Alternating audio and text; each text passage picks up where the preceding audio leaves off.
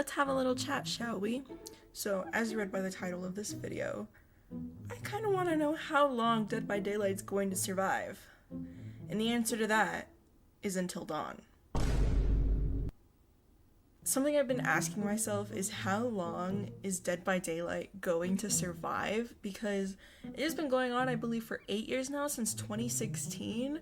And as an asymmetrical horror game, I'm surprised. I mean, look at its rivals. We have Friday the 13th, gone. Licensing issues. We have Texas Chainsaw Massacre, kind of dead. No licensing issues, but just kind of dead. And then we have the new game, Killer Clowns from Outer Space. And what happened to her? She was hyped up for like a month and then she's gone. Gone.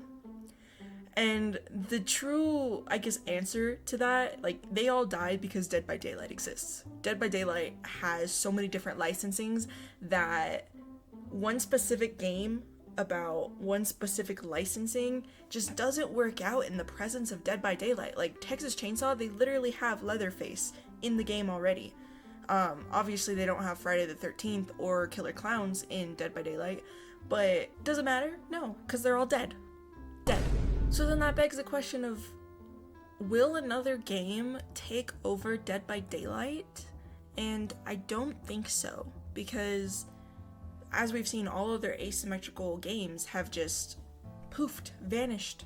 So I don't think we have to worry about Dead by Daylight being taken over by another game. So then what do we have to worry about? And the answer is simple.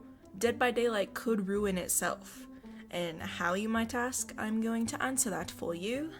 So I've kind of looked at the player counts from the last couple months. I actually looked since 2020, so 4 years ago. We had consistent growth a couple years ago, and then as of recently, it's like a roller coaster. Numbers are pretty similar. The only big difference I saw was 1 million players lost in July, I believe, which just so happens to be when 2v8 mode came out, which is a little strange because I thought the amount of players would have skyrocketed, but those numbers may just be based on regular queued up, because as we know, when 2v8 came out, trying to play regular modes was impossible. Your queue times would have been gone, just like killer queue times would have been poofed. They're gone. Because, well, not actually, the opposite of gone. They were there. They were there for an hour. Anyway. So there's definitely a correlation between Dead by Daylight releasing new content and how many players are joining. So in order for Dead by Daylight to survive, they need to bring back old players, they need to keep current players' attention, and they need to bring in new players. So bringing in new players can be really easy for any game. You just have to have people who are constantly playing the game, streaming it, making, YouTube videos, content for it, because then that shows new players, what they're playing. It gets the new players' attention. And in addition to that, bringing out new licenses is really great, because if somebody is a fan of, let's say, the Alien franchise, and they see Alien is now in a video game, they're gonna be like, I think Alien was already in a video game though. But if they're a fan of a franchise and they see that their franchise is going to be in a game, they might be like, oh my god, let's try it out. Let's go do that. The only problem I could see with newer players playing is that it may be harder, because they're obviously going to get to a point where they have so many killers, perks in the game that it's just going to be difficult to navigate as a new player. And yes, we have the blood web that kind of teaches you what perks do, but it can be very overwhelming to a new player. When I first started playing, I started playing in 2021 or 2022, one of those years. And for me, I didn't even touch perks. I didn't know who that was. I didn't touch them because I didn't know what they were. It was very overwhelming as a new player, and I actually ended up hating it. I didn't like Dead by Daylight at first. I was like, this game is stupid. Why would anybody play this?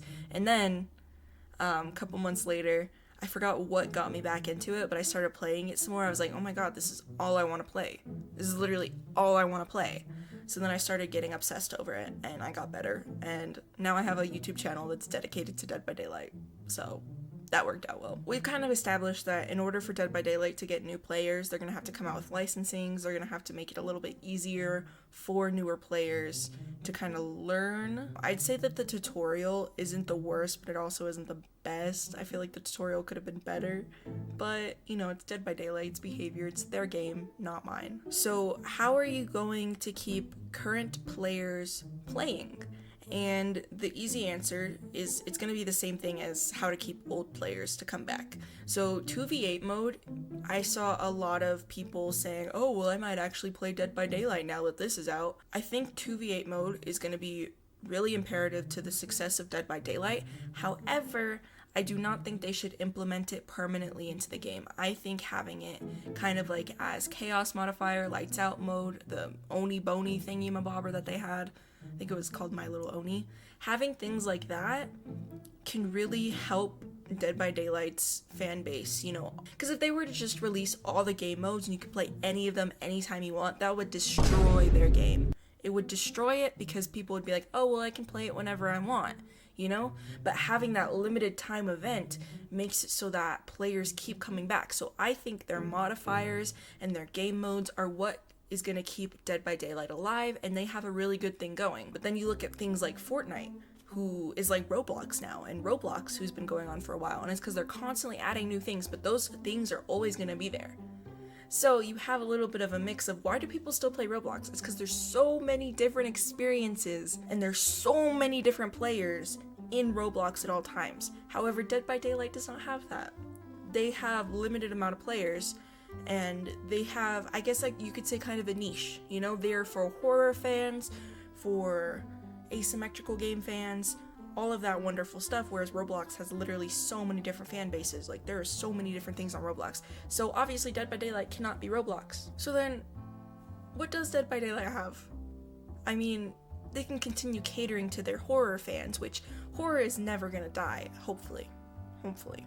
So they can constantly be growing in that aspect, and I've heard someone tell me that the Dead by Daylight devs would like to have another decade or so of Dead by Daylight, and for me that's crazy. They're gonna have over like 55 killers in the game.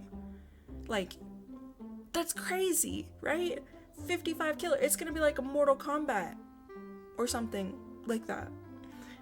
And that's just so crazy to me, because then, especially for newer players, you're gonna have to learn so many new killers. So that's going to be so complicated. But if Dead by Daylight stops adding killers and survivors and new perks, then what happens to Dead by Daylight? There's nothing intriguing the players. There's nothing that keeps them wanting to be played, because every single match, like it or not, is very similar. Survivors do the same thing over and over again. Loop, do gens, heal. It can get very boring. And that's why we need game modes, to kind of spice things up. So maybe instead of adding new killers, they add new game modes.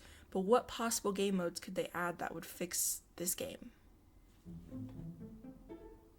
I don't know. I do think that Dead by Daylight is very good at listening to their, I guess, players and implementing things like that, because 2v8 was long awaited. We had been asking for that for a while, and they just finally got it in the game. It does show that Dead by Daylight was listening. Behavior was listening to their players when they implemented it. I don't think it's not possible for Dead by Daylight to survive.